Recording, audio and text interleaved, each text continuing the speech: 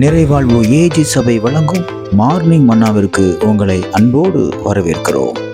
கர்த்தருடைய பரிசுத்த நாமம் மகிமைப்படுவதாக. இந்த நாளில் உங்களை சந்திப்பதிலே மிகுந்த சந்தோஷம்.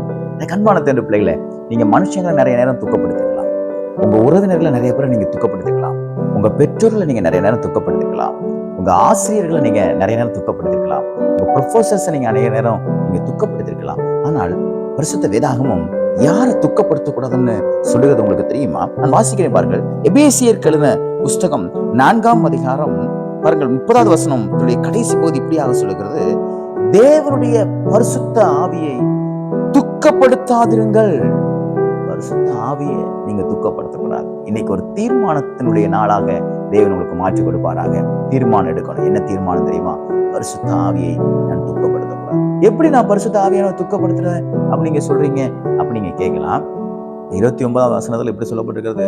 கெட்ட வார்த்தை ஒன்றும் உங்கள் வாயிலிருந்து புறப்படாதிருப்பதாக, மற்றவர்களுக்கு பிரயோஜனமான நல்ல வார்த்தை உண்டென்றால் அதையே மற்றவர்களுக்கு பிரயோஜனம் உண்டாகும்படி பேசுங்க அப்படின்னு சொல்லப்பட்டிருக்கிறது. இதெல்லாம் நம்ம செய்யும் பொழுது, கெட்ட வார்த்தையை பேசும்பொழுது பரிசுத்த ஆவியை துக்கப்படுத்துறோம். நம்ம பரிசுத்த ஆவியை எங்க துக்கப்படுத்துறோம் நம்ம கேட்கிறோமே. கெட்ட வார்த்தை உங்க வாயிலிருந்து வந்துச்சுன்னா நீங்க பரிசுத்த ஆவியை துக்கப்படுத்துறீங்கன்னு அர்த்தம். கெட்ட வார்த்தை போட்டுட்டு இருக்கீங்களா? இன்னைக்கு அந்த கெட்ட வார்த்தை நான் போட மாட்டேன், பேச மாட்டேன் அப்படின்னு இன்னைக்கு தீர்மானம் எடுங்க. அடுத்து பாருங்க, 31வது வசனத்துல சொல்லப்பட்டிருக்கிறது, சகல விதமான கசப்பும் மூர்க்கமும். அவன் பாருங்க, அழகாக வேதத்துல சொல்லப்படுகிறது, கோபமும் மூர்க்கமும் கூக்குரலும் தூஷணமும் மற்ற எந்த துர்க்குணமும் உங்களை விட்டு நீங்க கடவுது. இது எல்லாம் உங்களுக்குள்ள இருந்தா, எதெல்லாம் கசப்பு, யாரையாவது பிடிச்சி கசப்போட இருந்தீங்கன்னா, கோபமா இருந்தீங்கன்னா, யார் மேலேயாவது கோபமா இருக்கீங்களா, அடிக்கடி கோபம் டென்ஷன் வருதா, மூர்க்கமா இருக்கீங்களா, கூக்குறீங்களா, இது எல்லாம் உங்களுக்குள்ள இருந்தால் நீங்க பரிசுத்த ஆவியானவரை துக்கப்படுத்துறீங்கன்னு அர்த்தம். இப்போ நன்றாக புரிந்து நினைக்கிறேன். உங்க கேரக்டர்ல, உங்க சுபாவத்துல இப்படிப்பட்ட தவறுகள் இருக்குதா? கோபப்படுறீங்களா?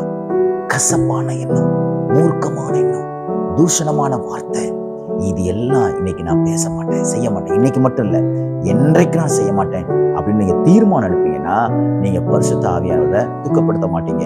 ஆனா நான் கோவப்படுவேன், மூர்க்கமா இருப்பேன், நான் எனக்குள்ள கசப்பு இருக்குது, நான் கெட்ட வார்த்தை பேசுவேன், நான் இப்படி எல்லாம் செய்வேன் அப்படின்னா நீங்க இருப்பீங்கன்னா பரிசுத்த ஆவியானவரை நீங்க துக்கப்படுத்த போறீங்க. நீங்க துக்கப்படுத்தினா என்ன நடக்கும்? அவர் உங்களுக்கு உதவி செய்ய முடியாது, அவர் உங்களை விட்டு விலகிடுவாரு, அவர்கிட்ட நீங்க நன்மையை பெற்றுக்கொள்ள முடியாது, மீட்கப்படுகிற நாளுக்காக நீங்கள் உங்களை ஆயத்தப்படுத்திக் கொள்ள முடியாது. அறியால் தேவையில்லாத மூர்க்கங்கள், கோபங்கள் எல்லாவற்றையும் எடுத்துக்கொள்ளுங்க. தேவையில்லாத வார்த்தையை பேசாதீங்க, மற்றவர்களை உடைக்கக்கூடிய வார்த்தைகளை பேசாதீங்க, மற்றவர்களை உருவாக்கக்கூடிய வார்த்தைகளை பேசுங்க. அவர்களுக்கு உண்டானால் அவருடைய சத்தியத்துக்களை நடத்துவதற்கு முயற்சி பண்ணுங்க. இந்த நாள் பரிசுத்த ஆவியானவரை துக்கப்படுத்துகிற நாளாக மாறாமல் பரிசுத்த ஆவியானவரை சந்தோஷப்படுத்துகிற நாளாக தேவன் மாற்றிக் கொடுப்பாராக. God bless you.